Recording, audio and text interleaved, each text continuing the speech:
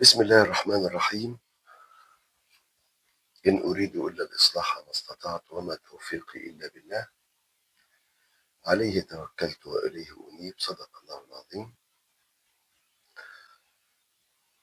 هذا الفيديو موجه لأهلي الكرام بقرية مني الطوخ تحديدا، بشأن الموضوع اللي أثرته أمام معالي الوزير المحافظ بشأن أرض أملاك الدولة الكائنة بجوار مركز الشباب. من أجل بنحلم إن احنا نعمل مشروع خدمي، فاحنا النهارده هنقسم الموضوع بشكل قانوني ومستندي، كلام موجه، لأنه إذا كنت أنا بسعى للصالح العام وعمل خدمة عامة ببلدي، فده لأني بحب بلدي وبحب أهل بلدي، وأهم حاجة إن بلدنا دي مهما الإنسان وصل من مناصب أو مكانة لازم في الآخر يرجع في بلده عندما يسعى أو يقابل وجه رب كريم. فاحنا كلنا نقلنا ورجوعنا لابد إلى قريتنا العزيزة مني الطوخ حتى عند الوفاة، وربنا يعطيكم الصحة جميعا. ندخل على صلب الموضوع ونتكلم بالمستندات، بحكم إنه أنا الحمد لله راجل قانوني بتكلم بالمستندات عشان هي المستندات اللي بتوضح. أول مستند هنعرضه أمام حضراتكم هذه الإفادة من مديرية الضرائب العقارية بمحافظة الغربية، والصادرة بتاريخ 16/12.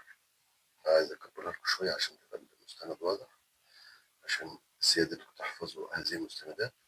يبقى هذا المستند كشف رسمي مستخرج من سجلات مصلحة الضرائب العقارية، مديرية الضرائب العقارية بالغربية ومأمورية السلطة، دار المحفوظات العمومية، ألم الحفظ. يعني ده مستند من مستندات الدولة المصرية. حرر هذا الكشف من واقع دفتر المساحة، صفحة رقم كذا، بناحية مني الطوخ، مركز السلطة الغربية. طبعا بشكر أخي الكريم دكتور مصطفى الدحدوح الشيخ الفاضل على إنه يعني كان له دور، وهو ما زال بيسعى للصالح العام، وإحنا كلنا بنأيده. وسير على بركة الله يا دكتور مصطفى، شيخ مصطفى. المهم ما يهمنا في هذا المستند الجميل هو السطرين. اسم الحوض أمور، رقم القطعة 40، الزمام أو مساحتها 19 إيراد و8 أسهم. احفظوا الرقم ده كويس. اسم الممولين جرن روك أهالي. جرن روك الأهالي يعني أراضي أملك دولة. يبقى إذا الضرائب من خلال قلم الحفظ وبيان المساحة بتقول إن القطعة 40 اللي مساحتها 19 إيراد و8 أسهم جرن روك الأهالي، اللي وضع يده عليها جرن روك الأهالي أي أنها أملاك دولة. جملة مساحة القطعة 40 هي 19 قيراط و8 أسهم، فقط 19 قيراطا. ده شيء جميل. نركز مع بعض أهالينا الكرام في قرية مني الطوخ وندور على المستند اللي بعد كده.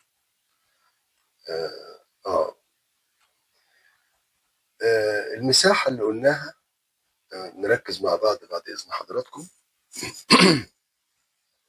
القطعة 40 بحوض النور نمرة 5 بناحية مني الطوخ، مساحتها 19 قيراط و8 أسهم. لما نيجي نحسبها بالأمتار تساوي 3383 متر. مساحة القطعة 40 ده حضراتكم لما تقف في الشارع داير الناحية، ويبقى أمامك مركز الشباب وقطعة الأرض الفضائي اللي جنبه، وتاخد هذه القطعة بامتداد في خلف هاتين القطعتين، هتجد عقود موثقة، ناس شارية من الدولة.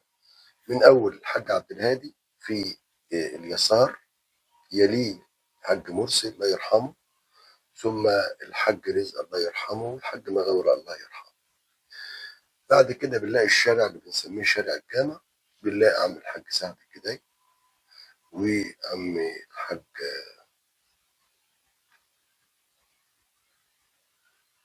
الاسماء بنساها، عم الحاج ماهر الطماطي وعم الحاج احمد الحسنين، ونفضل ماشيين مع هذه القطعه كده لحد ما نصل الى منزل الاستاذ نصر ابو سعد. تمام. هذه الاسماء وهذه القطع لها عقود مع الدوله مثبوته، ودفعوا ثمن الارض اللي هم بانيين عليها، لانها كان قبل ما يشتروها، كان قبل ما اهلنا المحترمين دول يشتروها كانت املاك دوله، والناس راحوا قننوها واشتروها والكلام ده. المهم جمله العقود ده حضراتكم لما ترجعوا لها، جمله الاسماء من اول مركز الشباب وبيت الحاج عبد الهادي وبيت الحاج مرسي وبيت الحاج رزق وبيت الحاج مغاوري، وتاخدوها كده بالعرض لحد ما توصلوا عند بيت الاستاذ نصر ابو سعد عند المنزل الحاج رفاعي الحسني. فدي مساحتها 2183 متر زي ما هو واضح كده امام حضراتكم، بكبرها لكم شويه. 2183 متر، 2183 متر. اذا لما نطرح ال 2183 متر من ال 3000 و 3383 متر، يتبقى ال 1200 متر اللي انا بتكلم عليهم علشان نعملهم خدمات عامه ومنشآت عامه تخدم اهالينا كلنا، وتخدم كل الشباب وكل الكبار. اذا كده تقدروا حضراتكم تتاكدوا، هتلاقوا كل الاسماء المحترمه ديت معاها عقود من الدوله ومثبوته بتاريخ برقم، ولكن القطعه ال 1200 متر ليس عليها اي تعامل من اي شخص. تمام. نكمل مستندات.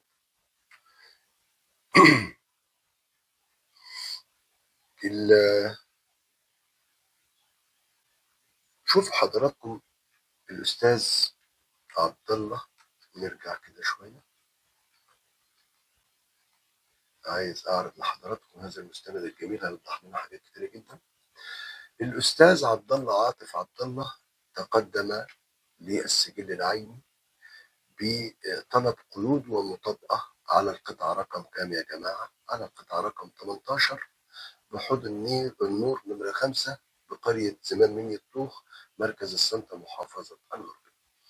يشهد رئيس مكتب طنطا، الكلام ده كان بتاريخ 15/6/2022، السجل العيني مصلحة الشهر العقاري والتوثيق مكتب طنطا.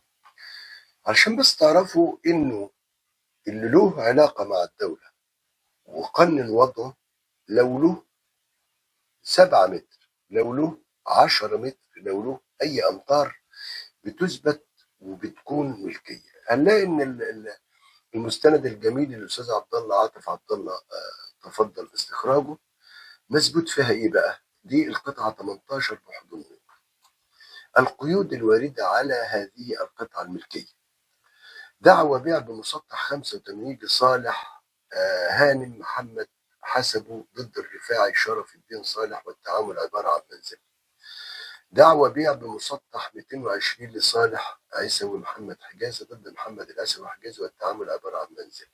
المهم هتلاقوا طبعا ان السجل العيني ثابت كل مساحة بالمتر. تمام. هنفضل نتحرك مع هذا المستند.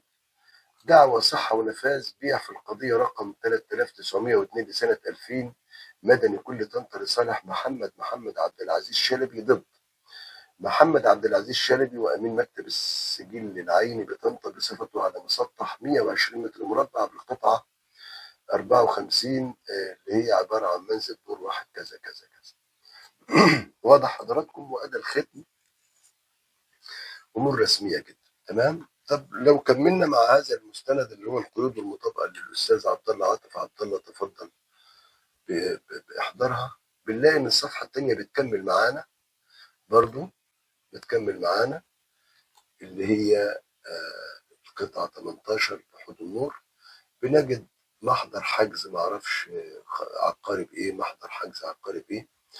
وبعدين في هنا شوفوا حضراتكم 7 متر، يعني عايز اكبر لكم الرقم ده عشان الدولة ما بتضيعش سنتيمتر واحد. صدر على مسطح 7 متر مربع حكم برقم 1801 بتاريخ 25/8/1938 لصالح فتيح مصطفى حجازي الله يرحمه ضد صالح نجا حجازي الله يرحمه برضه.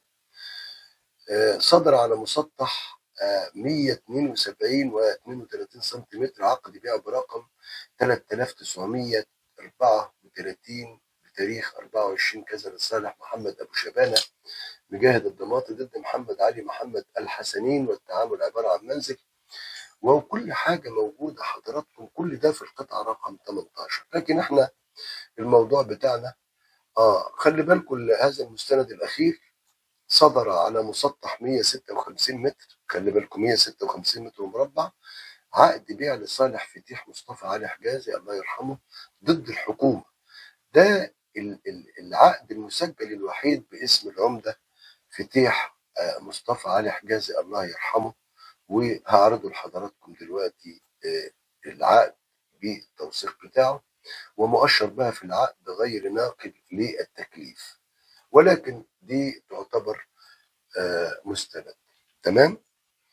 اذا احنا بنحترم قرارات الدولة والملكيات اللي الدولة خصصتها لأهالينا الكرام، ولكن تظل القطعة 1200 متر ما زالت جرن ركن أهالي أملاك دولة، وبالتالي من حقنا كأبناء قرية إن احنا ندور ونعملها مشروعات عامة تخدم كل الناس، كل أهالي القرية، سواء بقى كانوا ورثة أو مش ورثة، تخدم كل الناس. لأن وضع ال 1200 متر بالمستندات اللي أنا هكمل مع حضراتكم فيها دلوقتي أملاك دولة، أملاك دولة. فاحنا عايزين الموضوع ما ياخدش موضوع شكل اي صراع، يعني لان الموضوع مش مستاهل صراع، لانه هذه ارض املاك دوله بالمستندات وبالواقع لدى سجلات الدوله المصريه على كل الاصعاد. وصلنا دلوقتي الى المستند المهم اللي هو العمده فتيح مصطفى علي حجازي الله يرحمه.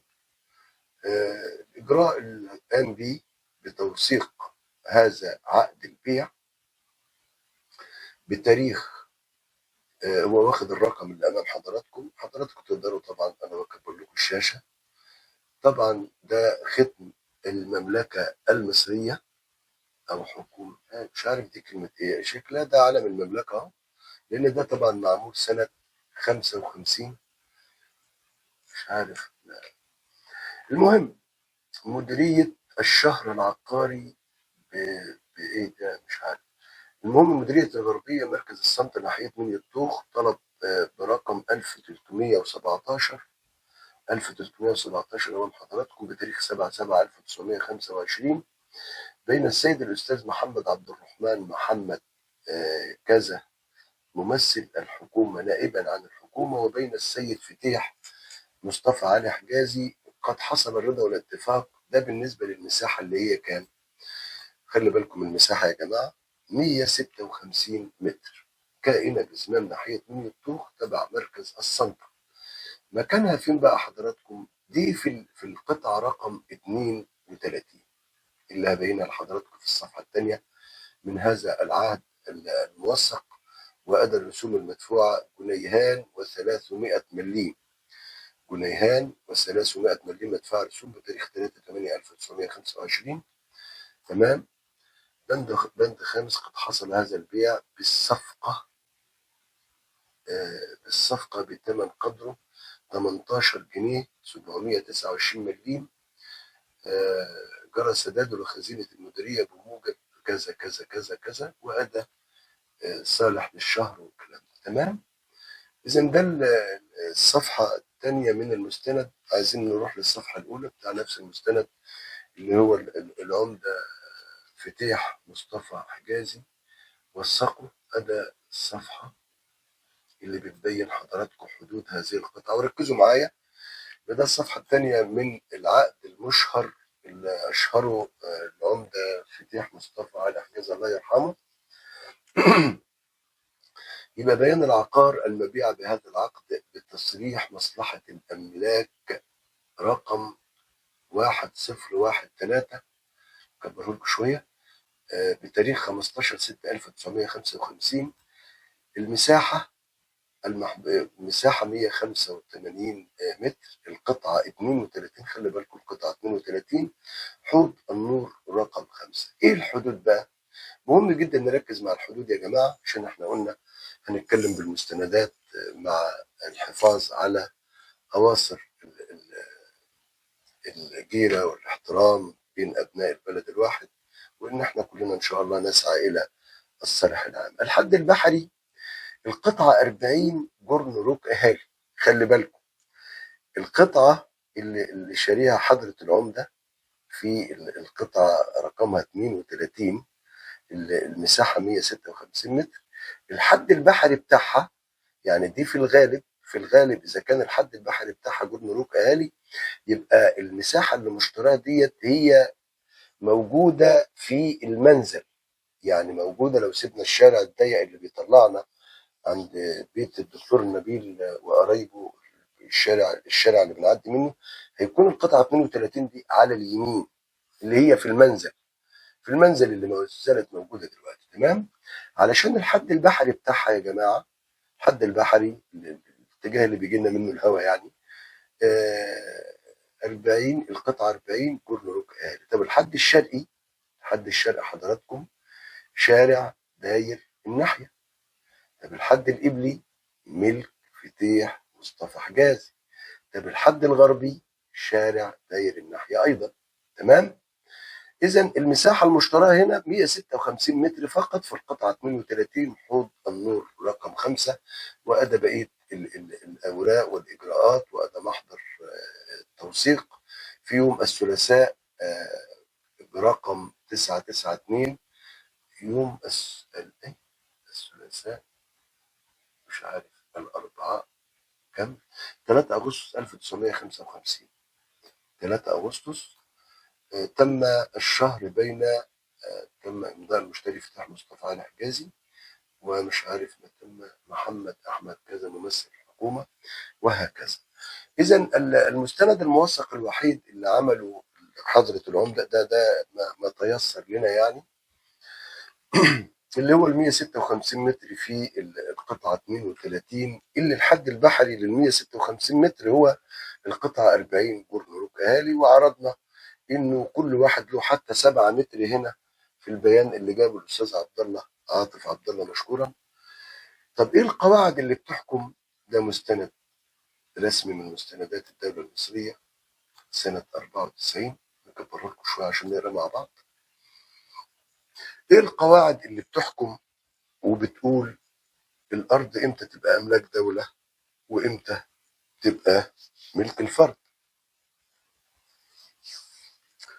الإدارة المركزية لشؤون المساحة بالمناطق، حاجة جامدة جدا يعني، دي الإدارة المركزية اللي بتدير المساحة في عموم مصر كلها. الملف رقم 2/023 زي ما واضح أمام حضراتكم، ورقم ده بتاريخ 1/7/1994 يا جماعة، 1/7/1994. الرقم رقم 1388 بتاريخ 14/6/94 هام تم نظره ويعرض معرفش ويسلم كذا كذا. هذا الخطاب القادم من الإدارة المركزية لشؤون المناطق أو المساحة بالمناطق، الموضوع بخصوص نقل تكاليف. ركزوا معايا يا جماعة، عشان احنا بنتكلم بمستند، احنا الموضوع ما فيهوش أي شخصنة، احنا بنسعى ومتوكلين على الله ان احنا نعمل على أرض أملاك الدولة دي أي خدمة عامة. وأرجو إن كل حد يسمع الفيديو ده بتأني، رغم إن هو هيكون طويل شوية، مفيش مشكلة. يبقى الموضوع بخصوص نقل تكاليف الأراضي المملوكة للدولة بدائرة محافظة الغربية. تمام؟ واضح الكلام؟ السيد الأستاذ وكيل الوزارة السكرتير العام لمحافظة الغربية، تحية طيبة وبعد، بالإشارة إلى كتاب سيادتكم رقم 490 بتاريخ 22/3/1994 بخصوص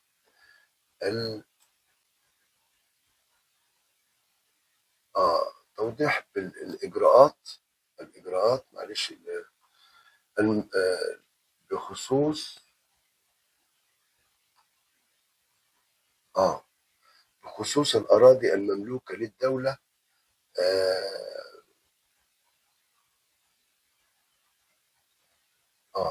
يعني ده بيتكلم هذا المستند الوارد من هيئة المساحة المركزية إلى وحدات الإدارة المحلية، ونقل تكاليف هذه الأراضي إلى تكليف الوحدات المحلية، وهي الأراضي.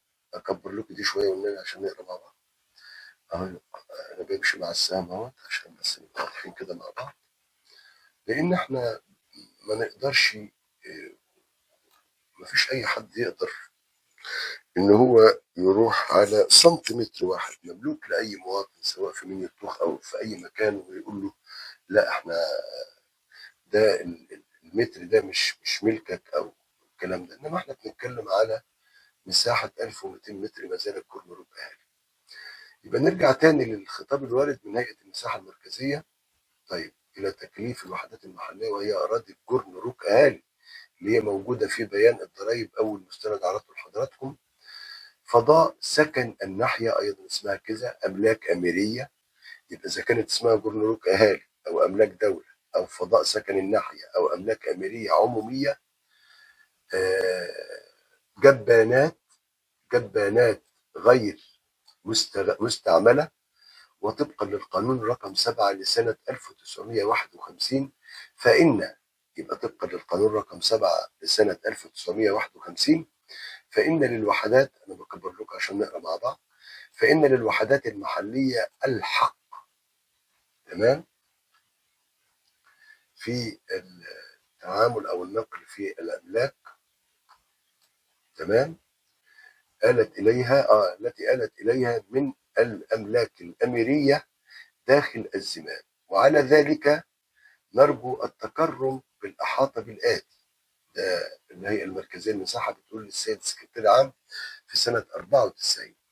أولا بالنسبة لأرض جرن روك أهالي، جرن أرض بتقروا معايا، إذا كان لا يتداخل بالجرن أملاك أهالي، إذا كان لا يتداخل بالجرن روك أهالي أملاك أهالي، فإن الوحدة المحلية تتصرف في الجرن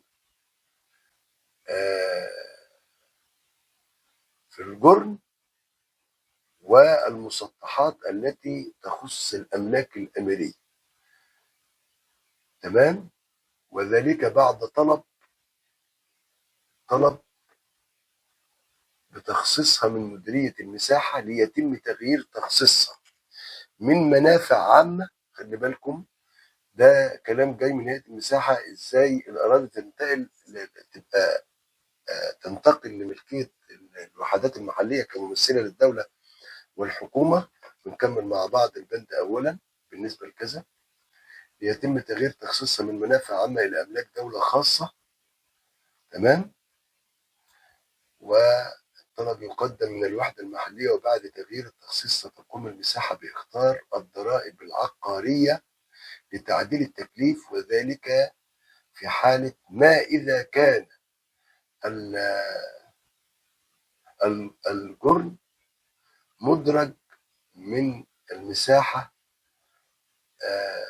الحديثة منافع عمومية، تمام. بدل البند أولا أهو أمام حضراتكم. نرجع للبند ثانيا بالنسبة لفضاء سكن الناحية. برضو لما يبقى في قطعة أرض على الخريطة بتقول سكن الناحية، فإن الوحدات المحلية لها حق التصرف في هذه الفضاءات وعدم تعديها على الطرق والمنافع العامة التي تخدم كتلة السكن ولا يحتاج إلى تعديل تكليف، تمام. ثالثا بالنسبة للعقارات الأثرية العمومية المنافع العامة فلا يجوز التصرف فيها إلا كلام مش واضح في المستند القديم ده، التصرف فيها كلمة دي مش واضحة. طيب، ويحرر عنها استمارة رقم 375 كذا، تمام، وتسلم الأملاك وتعدل التكليفات بالضرائب العقارية بعد. الكلام مش واضح بس أنا طيب، البند دون. طيب، البند رابعا من هذا المنشور المهم اللي جاي للسكرتير عام المحافظة سنة 94 من الإدارة المركزية للمساحة بالقاهرة. رابعا، بالنسبة للجبانات القديمة الغير مستعملة فلا يجوز تعديل تكليفها إلا بعد تغيير تكليفها، ويحرر عليها استمارة 375 مساحة بعد ورود استغناء عنها من وزارة الصحة اللي هي الجهة المشرفة على الجبانات، وبعد تغيير تخصيص تسلم للأملاك، ويحق للوحدات أو الإدارات التصرف فيها بمعرفتها بعد ذلك. والسلام عليكم ورحمة الله وبركاته. طبعا الكلام ده وصل للمحافظة من مهندس رئيس الإدارة المركزية لشؤون المساحة بالمناطق ماضي أهو، وأدى ختم الشعار وصورة طبق الأصل من هذا المستند اللي صادر بتاريخ كام قلنا؟ صغر أمام حضراتكم، ده صادر بتاريخ 94. تمام؟ إذا أي حد زي مركز الشباب، أي حد معاه مستند بقرار تخصيص من الدولة المصرية، طبعا هذا يحترم ولا يمكن النزاع فيه أو ده يوضع على الرأس ويحترم. يبقى احنا عندنا نرجع تاني للبداية يا جماعة عشان نفكر بعض شوية.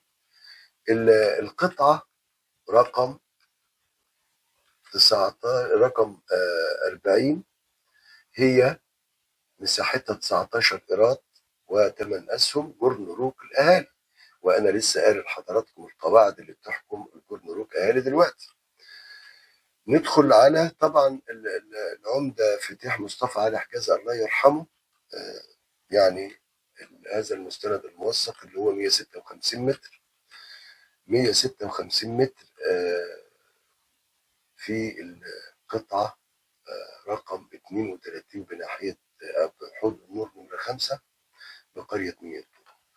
نرجع تاني نقول إنه القطعة رقم 40 مساحتها 19 قيراط و 8 أسهم، قلنا بالأمتار تساوي 3300، نكبرها لكم شوية، 3383 متر.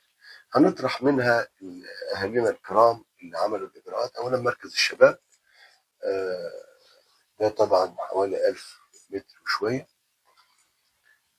وبعد كده منزل عم الحاج عبد الهادي الله يرحمه، ثم عم الحاج مرسي الله يرحمه، ثم عم الحاج رزق الله يرحمه، ثم عم الحاج مغامر الله يرحمه. وبناخد القطعة كده طولي، بنلاقي عم الحاج سعد الفدائي الله يرحمه، بنلاقي الحاج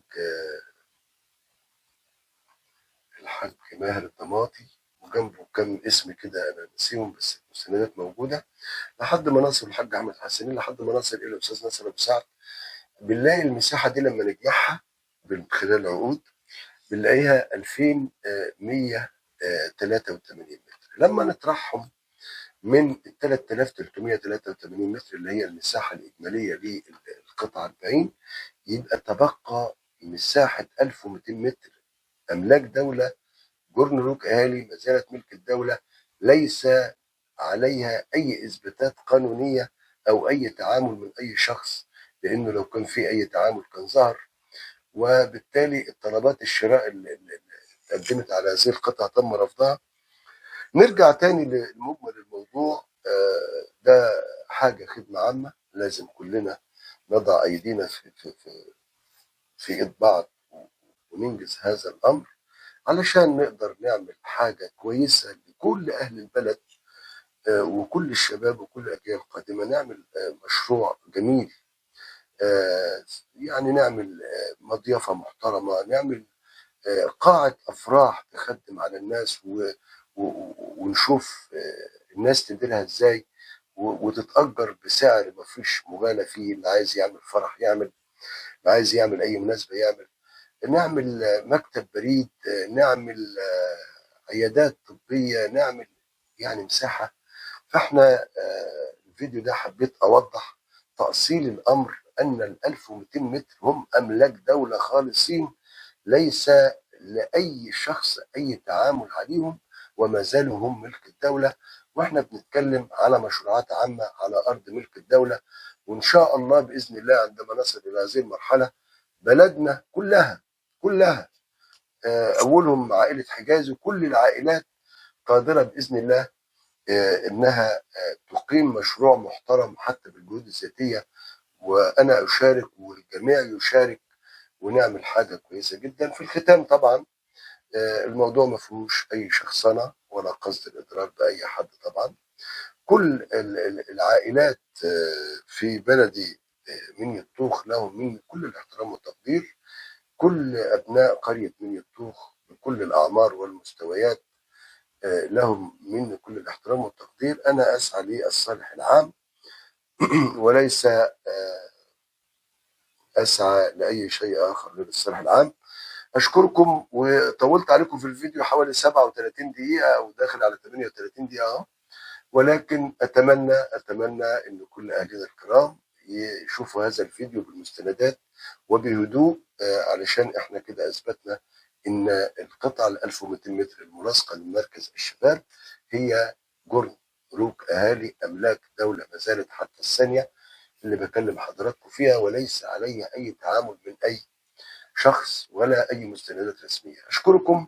حفظ الله مصر وحفظ الله أهلنا الكرام في قرية من الطوخ. والسلام عليكم ورحمة الله وبركاته.